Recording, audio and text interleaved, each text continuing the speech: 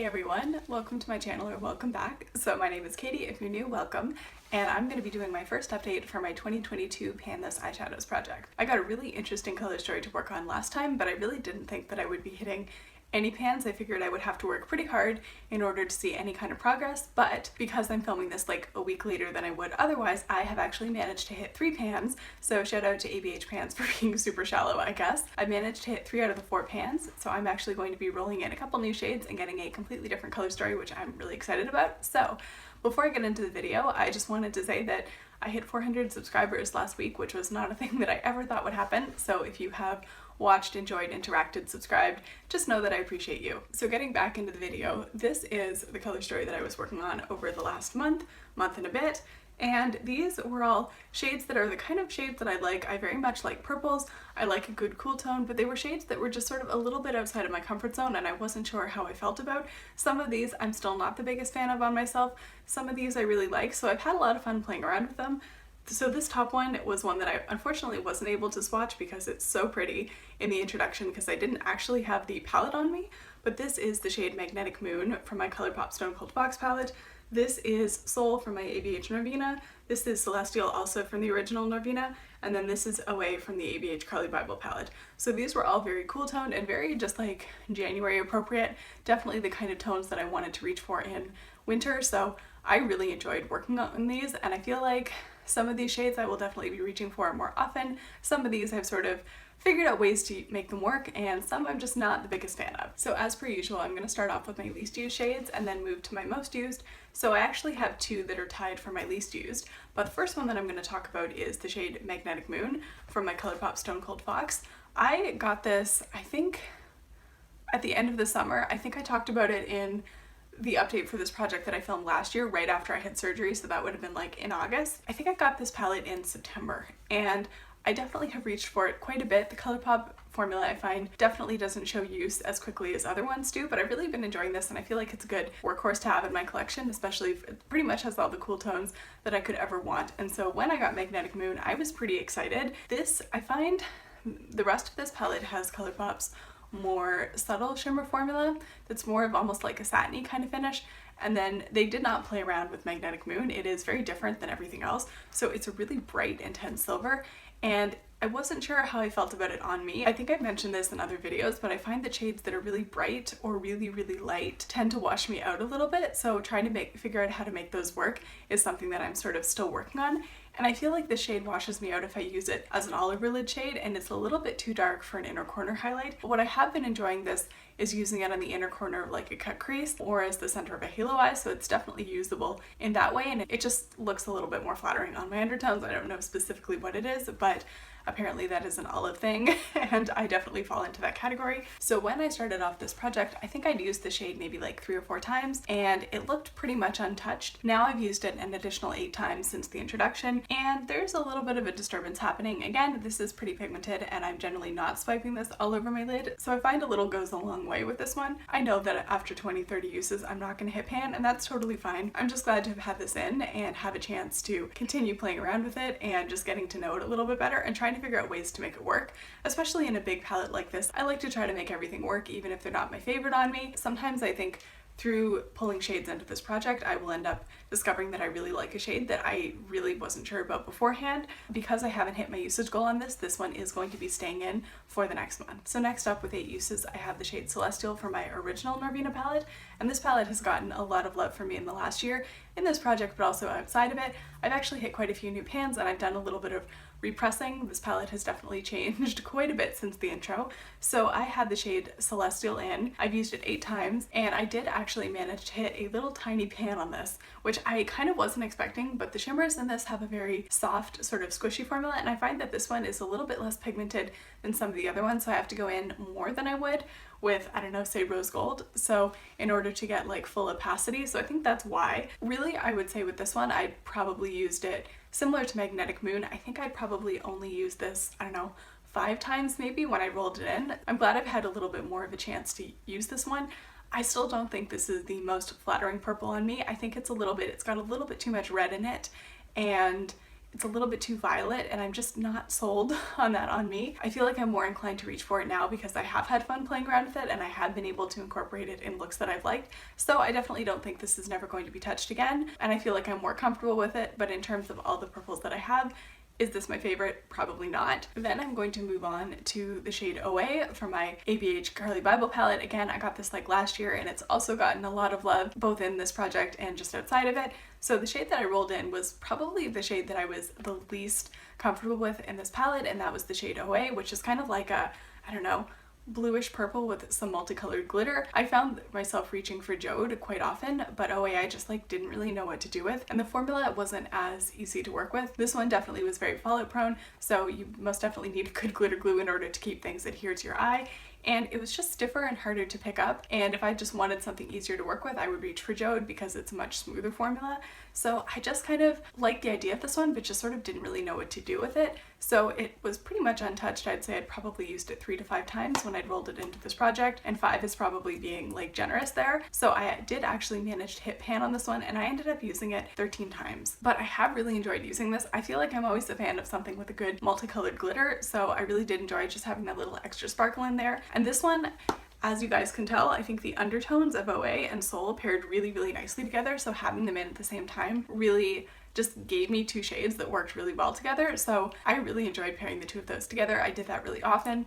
I obviously am not a stranger to a good smoky eye, so I had no issues using this as an all over lid shade, and I did that quite often. And so yeah, I was able to hit pan on it that way. Again, this one has a very sort of stiff formula, and so I kind of found myself having to dig in there, which I think is why I hit pan so quickly. But I definitely will be reaching for this one much more frequently going forward than I was before, now that I've figured out ways to wear it that I really like it. So last but not least, I have the shade Soul from my original Norvina palette.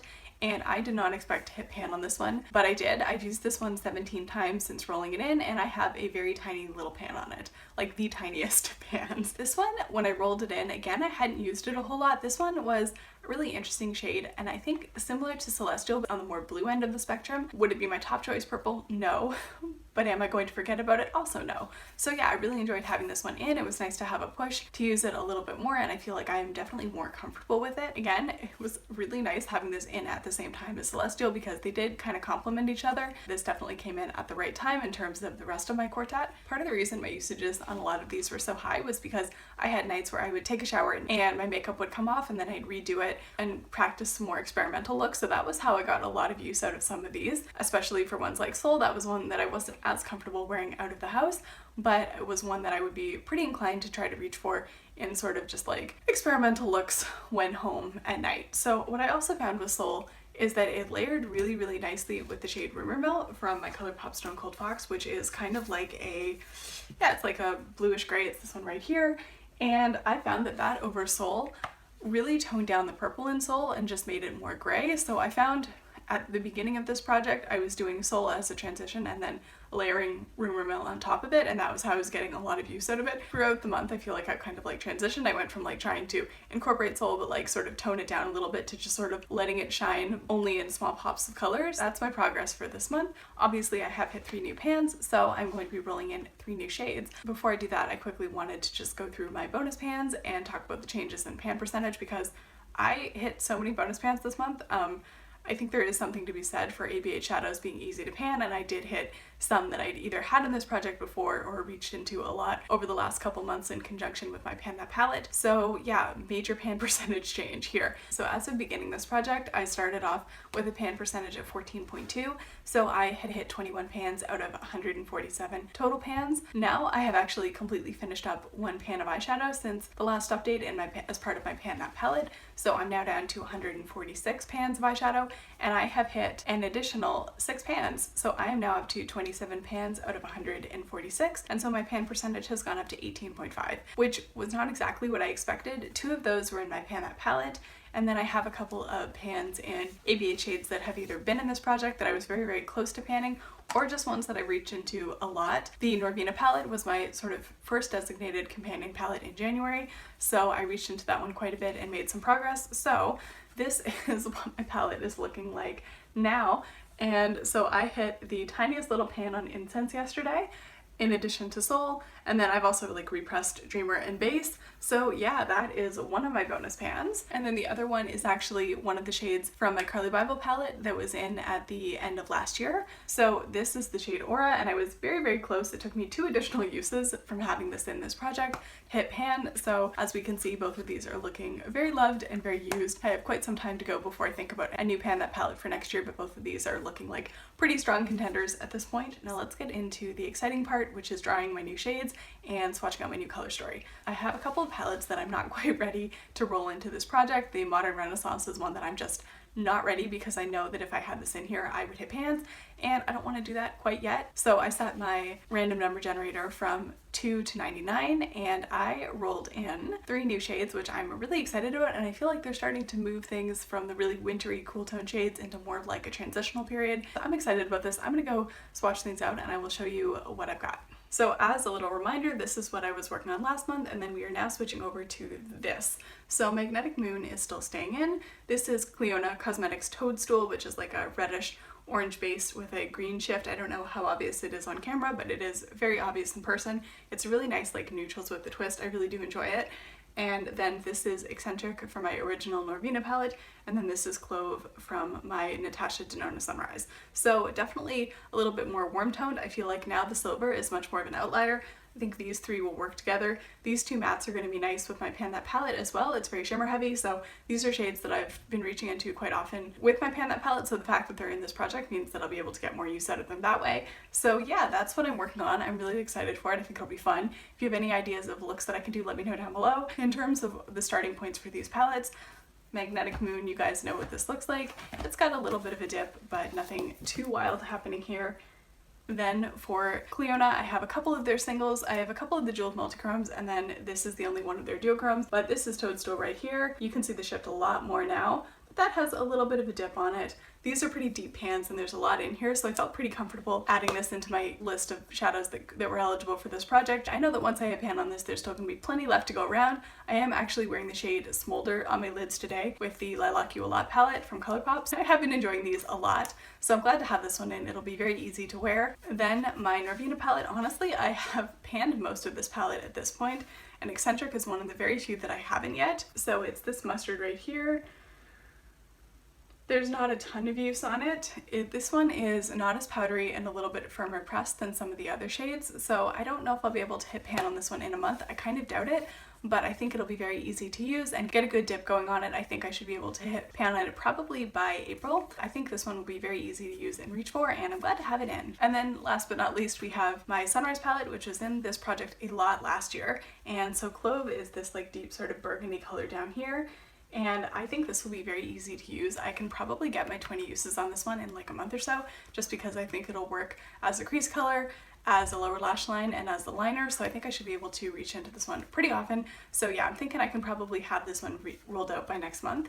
In terms of goals, I don't know if I'll be able to hit any pans by next month. I know it's not going to happen with Toadstool. Eccentric, I kind of doubt it, although you never know. Clove also, those pans are ridiculously deep. I know it's not going to happen. What I do want to work towards a little bit more is rolling out Magnetic Moon. I would have to use this one another 12 times between now and the next update in order to roll it out. I don't know if I'll get there, but I want to get at least as close as possible. So that is everything I have for you guys today. Thank you so much for watching. If you're doing this project, let me know down below what you're working on and how it's going. If you haven't already subscribed and you want to see more of my face, I upload new beauty videos when I can, which is like roughly once every week and a half. So if that sounds interesting to you, feel free to hit that subscribe button. If you enjoyed the video, feel free to give it a like, and hopefully I will catch you in the next one. Bye!